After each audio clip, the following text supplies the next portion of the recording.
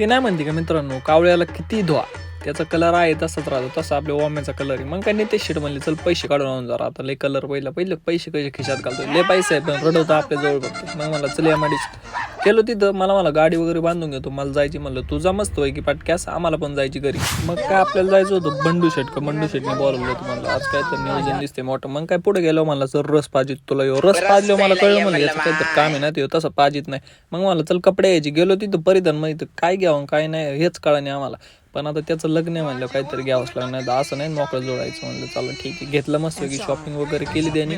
त्याला एवढी खरेदी केली ना, मला कपड्यातच संपलं सगळं. त्यातल्या त्यात पोराव कसे माहिती का तुम्हाला, माहिती अशी वर पळत चाललीत म्हणलं कपडे शिवाय चाललीत. पण यांना काय माहिती, यांना वाटते लगेच कपडे भेटणार आहे. अरे तुम्ही आले कुठून, कहां से आते एक बसले याचं तर काय होणार नाही कधी. म्हणलं आता लय झाली शॉपिंग, यांच्या नाद लागलो दिवस जाईल. मग काय पोहायला आलो मस्त की, विचार आला म्हणलं मोन्याला शिकवायची पोहायला, पण मोन्या काय भेटा नाही आपल्याला.